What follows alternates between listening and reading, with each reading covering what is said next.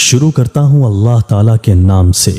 جو بڑا مہربان نہایت رحم والا ہے۔ حضرت سیدنا ابن عباس رضی اللہ تعالیٰ عنہما سے مروی ہے کہ رسول اللہ صلی اللہ تعالیٰ علیہ وآلہ وسلم ہمیں واعظ کرنے کے لیے کھڑے ہوئے اور ارشاد فرمایا، اے لوگو، اللہ عز و جل کے ہاں تم اس حال میں اٹھائے جاؤ گے کہ ننگے پاؤں بے لباس اور بے خط نہ ہوگے۔ چنانچہ ارشاد ہوتا ہے، ترجمہ: ہم نے جیسے پہلے اسے بنایا تھا ویسے ہی پھر کر دیں گے، یہ وعدہ ہے ہمارے ذمہ، ہم کو اس کا ضرور کرنا۔ سنو، قیامت کے دن مخلوق میں سب سے پہلے حضرت ابراہیم علیہ السلام کو لباس پہنایا جائے گا۔ سنو، بے شک میری امت میں سے کچھ لوگوں کو لایا جائے گا اور انہیں بائیں طرف والوں میں کھڑا کر دیا جائے گا۔ میں کہوں گا، یا رب، یہ میرے امتی ہیں، تو کہا جائے گا کہ آپ نہیں جانتے کہ انہوں نے آپ کے بعد کیا نئی نئی باتیں پیدا کی۔ بس میں اس طرح کہوں گا جس طرح اللہ عز و جل کے نیک بندے حضرت عیسیٰ علیہ السلام نے کہا تھا۔ چنانچہ ارشاد ہوتا ہے، ترجمہ: اور میں ان پر مطلع تھا جب تک میں ان میں رہا، پھر جب تو نے مجھے اٹھا لیا تو ہی ان پر نگاہ رکھتا تھا، اور ہر چیز تیرے سامنے حاضر ہے۔ اگر تو انہیں عذاب کرے تو وہ تیرے بندے ہیں، اور اگر تو انہیں بخش دے تو بے شک تو ہی ہے غالب حکمت والا۔ پھر مجھ سے کہا جائے گا، جب سے آپ ان سے جدا ہوئے ہیں تب سے یہ لوگ دین سے پھر گئے ہیں۔ حضرت سیدنا ابو ہریرہ رضی اللہ تعالیٰ عنہ سے روایت ہے کہ رسول اللہ صلی اللہ تعالیٰ علیہ وآلہ وسلم نے ارشاد فرمایا، جس نے ہدایت کی طرف بلایا تو اسے اس ہدایت کی پیروی کرنے والوں کے برابر اجر ملے گا اور ان کے اجروں میں بھی کوئی کمی نہ ہوگی، اور جس نے گمراہی کی طرف بلایا تو اسے اس گمراہی کی پیروی کرنے والوں کے برابر گناہ ملے گا اور ان کے گناہوں میں بھی کوئی کمی نہ ہوگی۔ ہدایت کی اقسام۔ ہدایت یعنی رہنمائی کی دو قسمیں ہیں، ایک وہ ہدایت جو منزل مقصود تک پہنچا دے، دو مطلق ہدایت چاہیے، وہ مقصود تک پہنچائے یا نہیں، اور حدیث پاک میں اسی مطلق ہدایت کا ذکر ہے کہ جس میں فقط اعمال صالحہ کی طرف رہنمائی کی جائے۔ ہدایت کا اعلیٰ درجہ یہ ہے کہ کسی کو اللہ عز و جل کی طرف بلایا جائے اور نیک اعمال پر رہنمائی دی جائے، اور ہدایت کا ادنیٰ درجہ یہ ہے کہ کسی کو مسلمانوں کے راستے سے تکلیف دہ چیز ہٹانے کی ہدایت دی جائے۔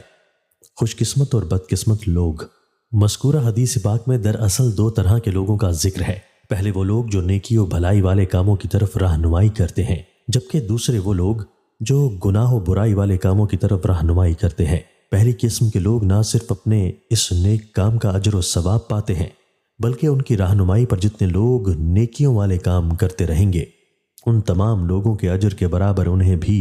اجر ملتا رہے گا۔ جبکہ دوسری قسم کے لوگوں کو نہ صرف اپنے اس برے کام کا گناہ ملے گا،